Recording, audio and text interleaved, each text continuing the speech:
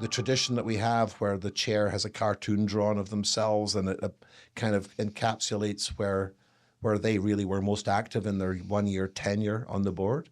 It was when Ken Truman was caricatured as Uncle Sam from the old wartime recruitment ads going, your industry needs you. And he had the hat on and the finger pointed at the audience, because we knew in 1998 already there were more people entering the retirement cycle than were coming in. The average age of a journey person was, over 50, in the mid 50s.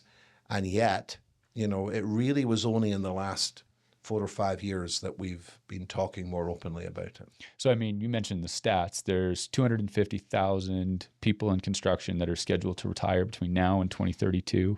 20% of people in the trades and in construction are over 55. And the new people coming in are just barely keeping up with the pace of the people leaving. Forget growing our workforce or keeping up with the demands of housing or whatever the case may be. How do we reverse this trend? How do we talk to young people, or any person for that matter, and get them into our industry? Well, I think one of the challenges our industry has is we tend to look at things. We're kind of conditioned in a project cycle way of thinking, which averages about 18 months. If we're asked to think about something longer than 18 to 24 months from now, as an industry, we often consider that longer term, because our survival is based on the projects we're going to get in and out of in the next 18 to 24. That's right. And then we just keep pushing that bar ahead about 2 years at a time, especially coming from a boom and bust province historically, where you didn't go too far out because something was going to change. And so you kind of kept your strategic cycles short.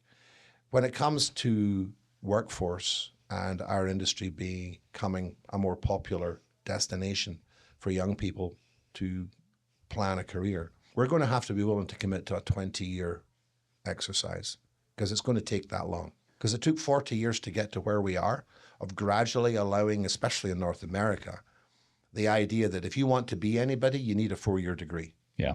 And if you're not very smart, and getting a degree is hard, well, you should go and work in construction. And construction's this backup plan that if all else fails, that's where you go and you sort of figure it out from there. The problem I have, the thing that I can't quite square is that you've got this epidemic of meaninglessness. You've got 15% of young people, men in particular, that are under the age of 30 that are not involved in training, they're not involved in education, they're not employed, and they're seemingly looking for something productive to do with their time. Meanwhile, you got the construction industry that needs tens of thousands of people added to our workforce. Why can't we connect these two problems? Why can't we get these problems to sort of solve themselves and solve each other?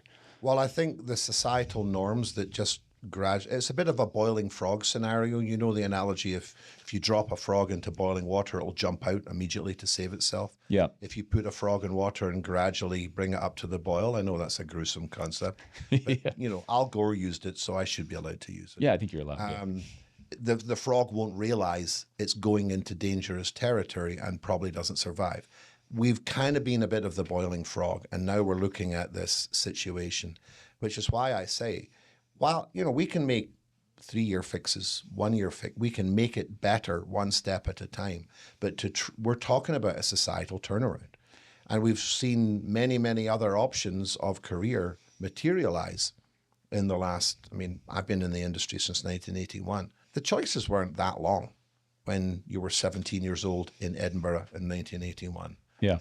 And so there was not a lot of distraction. You quickly, through the school system, worked out where you may or may not fit. And so you didn't waste your time chasing things you weren't going to get qualifications for. In Scotland in 1981, if I was going into the trades, I could graduate high school, not leave early, graduate at 16 and enter the trades immediately. I could have my red seal by the time I'm 20. Right. Because the school system recognized you don't need higher levels of education if you're going into the trades, because the trades will give you the relevant version of that education as part of your training.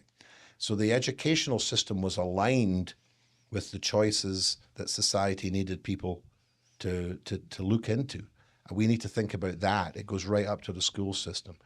But as an industry, we have to accept that we can blame societal norms. We can blame the school system. We can blame the post-secondaries that invented all these new courses out of nothing, which we're not quite sure what they are, but they're there.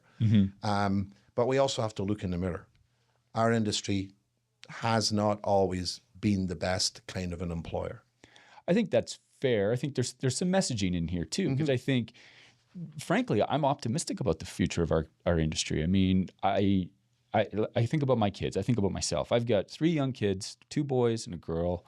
They're under 8 years old. And if you'd asked me 3-5 years ago what I wanted them to do, I would have said, stay away from construction. Go to university, get a 4-year degree, go into law or medicine or finance, a white collar prestige type of profession. And the last 2 years, I have 180'd on that completely. I look at what's going to happen with AI and the destruction of white-collar jobs. I look at robotics and eating manufacturing. And construction is going to have all of this opportunity. It's where human, work is going to still be valued for a very long time. And frankly, if my kids aren't going to go and become like a surgeon or something, they might as well be a flooring installer, because I think there's a lot more opportunity there than there is in a lot of these other opportunities or pursuits. With a lot less student debt. A lot less student debt. I mean, not only that, we've got crews that, by the time they pay their guys, subcontract flooring installers, they're making $400,000 or $500,000 a year. That's fuck off money, right? They're doing really, really well for themselves. Their kids go to private school. They've got, good vacations. They get to choose who they work for and when they work and who they work with. And it's an incredible opportunity. And that's the kind of thing I look at for my kids. And I go, why would you go and work in school for 10 years and take on debt and, function inside a broken public health system or something? It's a no-brainer as far as I'm concerned. Well, I look at, my own son is in the industry. My daughter is in the industry. I just helped my cousin's son get connected from an employer that was not going very well in the residential sector to one in the commercial sector. I did that for another friend. Literally these kids were in a position where they were miserable and helped them find a good employer. And I'm getting phone calls 2 months later. He said, the transformation in my kid's life, because they're a part of something that is mentoring them, helping them feel included in everything, and this sense of achievement from building something and wanting to elevate their skill set so they can step up to the next level of apprentice and the next level of apprentice, rather than keep them down there because I don't want you to become a second year because I'll have to pay you more, right? Which was the other problem. But then look at the fact that you're given a transferable skill set that you can turn into a business. No question. No question. You combine a good trade education and experience with some business training, and you can start your own business. You can become an entrepreneur, or you can elevate from the field into the office. And there's CEOs of trade contractors in this town who started sweeping a broom around a site as a laborer, and now they're the CEO of large organizations and taking home very significant compensation.